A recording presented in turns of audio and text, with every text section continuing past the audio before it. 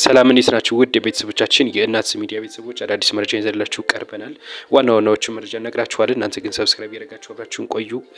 እስራኤል ለሶማሊያ እውቅና መስጠቷን ተከትሎ ብዙዎች እየተነጋገሩበት ይገኛሉ። ስለዚህ ሰፋ ያለ መረጃ ይዘንላችኋል። እንደዚሁም ደግሞ ወደ ትግራይ ክልል አይገባም የተባለው በማህበራዊ ሚዲያ የተሰበሰበው በርካታ እርዳታ አለ። ስለሱ ህጻጽ አይገባም ተብሏል። እርዳታው ማለት ነው።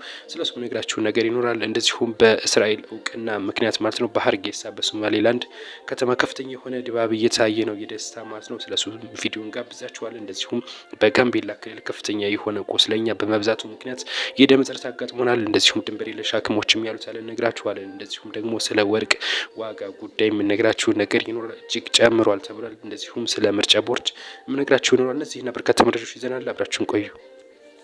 አሁን በደረሰኝ መረጃ መሰረት ድጋፉ ወደ ትግራይ ክልል እንዳይሄድ ታግዷል ነው የተባለው። በርካታ ድጋፍ ተሰብስቦ ነበር። ልብስ እንደዚሁም ደግሞ የተለያዩ እርዳታዎች ተሰብስበው ነበር ከአዲስ አበባ ከተለያዩ ቦታዎች ማለት ነው። ከዚህ ጋር ተያይዞ ግን የአደጋ ስጋት አመራር ኮሚሽን ባወጣው መረጃ መሰረት ማለት ነው በትናንትናው ዕለት እንግዲህ እንደዚህ በተለያዩ ማህበራዊ ሚዲያዎች መሰብሰብ ህገ ወጥነት ነው፣ ይህም በህግ ሊያስጠይቅ ይችላል ማለቱን ተከትሎ አሁን ወደዚህ አካባቢ ምንም አይነት በማህበራዊ ሚዲያ የተሰበሰቡ እርዳታዎች ወደ ትግራይ ክልል እንዳይገቡ መከልከሉ ነው የታወቀው።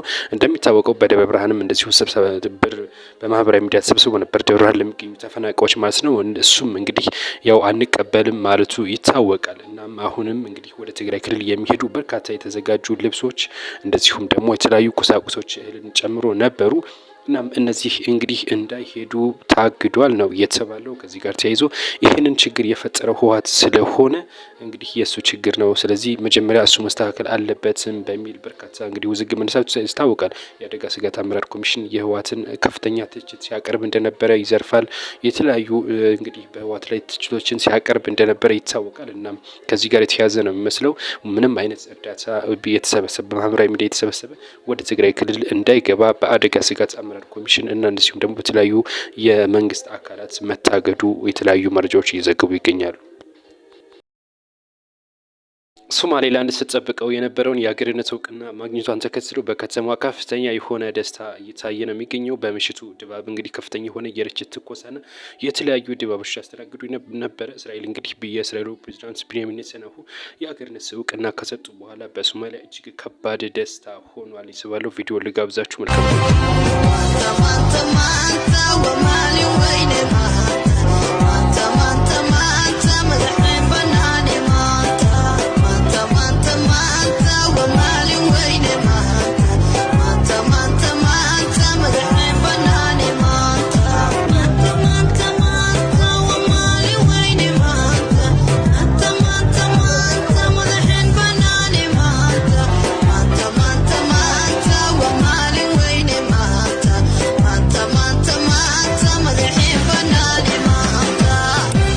ቪዲዮ ላይ እንደምትመለከቱ እንግዲህ በሶማሊያ እጅግ ከባድ የሆነ ደስታ ላይ እንደሚገኙ ታውቋል። እንግዲህ ሲጠብቁት የነበረው ነው ከኢትዮጵያ ጋር ነበረ እንግዲህ ኢትዮጵያ ልሰጥ ተብሎ ነበር፣ እሱም ሳይሳካ በመቅረቱ አሁን የመጀመሪያዋ አገር እንግዲህ እስራኤል ሆናለች ለሶማሊላንድ እውቅና የሰጠች ማለት ነው። ከዚህ ጋር ተያይዞ በከተማው ከፍተኛ የሆነ በሶማሊላንድ ሀርጌሳ ከፍተኛ የሆነ ደስታ እንግዲህ እየታየ ነው የሚገኘው። በርካቶችን ማስተያየት ይስጡበት ይገኛል። ነገር ግን በዚህ ጉዳይ እነ ግብጽ እነ ቱርክ እነ እንደዚሁም በርካታ ሀገራት ግን ይሄንን ተቃውሞታል ነው የተባለው። እንግዲህ ምን እንደሚፈጠር ባይታወቅም ሶማሊያም እንደዚሁ የተቃውሞች ትገኛለች። አሁን በደረሰን መረጃ በጋምቤላ ክልል እጅግ ውስብስብ ያለ ችግር አሁንም እየተፈጠረ እንደሚገኝ ታውቋል። ባለፈው ዕለትም እንግዲህ በርካታ ከ30 በላይ ንጹሃን መገደላቸው ይታወቃል። ከደቡብ ሱዳን በገቡ ታጣቂዎች ከፍተኛ ጉዳት መድረሱን ነግሬያችሁ ነበር። አሁን የጋምቤላ ሆስፒታል እንዳስታወቀው ከሆነ ከ65 በላይ ቁስለኞች አሉን። የደም እጥረት በጣም ተቸግረናል፣ መድኃኒት በጣም ተቸግረናል፣ ምንም አይነት እንቅስቃሴ የለም ሲል እንግዲህ ቅሬታውን አቅርቧል። በከተማው እንቅስቃሴ ባለመኖሩ ምክንያት ተንቀሳቅሶ ከዛም ከዚህ መድኃኒት የሚፈለግ አልቻልንም ሲል እንግዲህ አስታውቋል። ደም ወደ 100 ዩኒት የሚያክል ደም ያስፈልገናል ሲል ገልጿል። ቁስለኞቹ ከፍተኛ ደም የፍሳቸው ናቸው ሲልም ነው እንግዲህ ሆስፒታሉ አመራሮች ወይም ደግሞ ሆስፒታሉ ሜዲካል ዳይሬክተሮች እየገለጹ የሚገኙ። ስለተለያዩ እንግዲህ ሚዲያዎችም እየዘገቡ ይገኛሉ።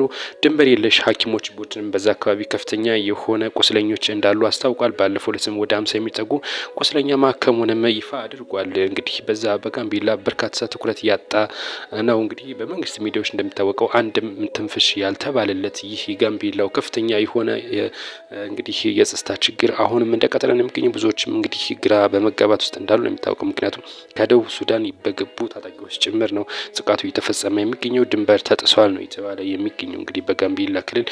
እንግዲህ እስኪ እናንተም ሀሳብ ስጡበት፣ ምን ትላላችሁ? እጅግ በጣም አሳዛኝ ነው። በርካታ ንጹሃን የተገደሉ ነው። እናም እንግዲህ ለሚመለከተው አካል አሁንም ሼር በማድረግ እናንተም ሀሳብ ስጡበት።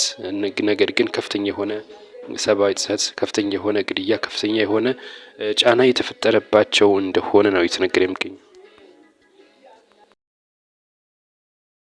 በሶማሌላንዱ የሀገርነት እውቅና ጉዳይ የአሜሪካው አምባሳደር ቲቦር ናሺ ይህንን እውቅና ኢትዮጵያም ትቀጥላለች፣ አሜሪካም ተከትላ እውቅና ትሰጣለች ማለታቸውን ተከትለው የኢትዮጵያ እንግዲህ በኢትዮጵያ በምክር ቤት አባል የሆኑት ክቡር ዶክተር ደሳለኝ ጫኔ ምላሽ ሰጥተዋል። በዚህ ምላሻቸው እንዳሉት ከሆነ ወደዚህ ቀጠና ከፍተኛ የሆነ ኃይል እየተጠጋ ነው ሲሉ ገልጸዋል። ይህም ቀጠና የትርምስ ቀጠና ለማድረግ ብዙዎች እንቅስቃሴ እያደረጉበት ነው ሲሉ ነው እንግዲህ ምላሽ ሰጡት። ኢትዮጵያ ከአሁን ቀደም ይህን አስባ አልተሳካም። አሁን ደግሞ ይህን ተከትላ መስጠት ችግር ሊያመጣ ይችላል። ምክንያቱም በቀጠናው የተለያዩ ሀያላት እየተሰባሰቡ ነው የሚገኙት። ኢትዮጵያ ደግሞ በዚህ ዙሪያ ጠላት ማብዛት የለባትም ሲሉ ገልጸዋል። በዚህ ቀጠና እንግዲህ እንደምታወቀው በሶማሌላንድ ማለት ነው ብዙ ሀገራት አይፈልጉም፣ ቱርክን ጨምሮ ግብጽ፣ እንደዚሁም ደግሞ ጅቡቲን ጨምሮ ማለት ነው። ጅቡቲም እንደዚሁ ግብጽም እና ቱርክ ይሄ ቀጠና እቺ ሶማሌላንድ ሀገር እንድትሆን አይፈልጉም። በዚህ በእስራኤልም እንግዲህ ሀገርነት እውቅና በመስጠቷ ከፍተኛ የሆነ እንግዲህ ምክክር እያደረጉ እንደሚገኙ ታውቃል። ከሶማሊያ ጋር ማለት ነው። ኢትዮጵያ እውቅና ሰጠች ማለት ቀጠናው ላይ ከፍተኛ ጠላት ታበዛለች፣ ከዚህ አቋም መጠንቀቅ አለባት ሲሉ እንግዲህ ክቡር ዶክተር ደሳለኝ ጫኔ ይፋ አድርገዋል። እናንተስ በዚህ ጉዳይ ምን ትላላችሁ? ኢትዮጵያ ትሰጣለች አትሰጥም የሚለው የሚጠበቅ ቢሆንም ነገር ግን ከአሁን ቀደም አስባ እንደነበር ያው ሁላችንም የምናውቀው ነው፣ ወደብ አገኛለሁ ብላ ማለት ነው። ነገር ግን አልተሳካም። አሁንስ ምን ታስባላችሁ? መልካም ቆይታ። በትናንትናው የጀመረው የአማራ ክልል ምክር ቤት ጉባኤ በዛሬው ዕለትም ቀጥሎ እንደሚውል የተነገረ ይገኛል። በርካታ ጉዳዮችም እየተነሱበት ነው የሚገኘው። በትምህርት ጉዳይ በክልሉ ለመመዝገብ ከታቀደው 7.5 ሚሊዮን ውስጥ እንግዲህ የተመዘገቡት ከ55 በመቶ እንደማይበልጡ የክልሉ ርዕሰ መስተዳድርም ገልጸዋል።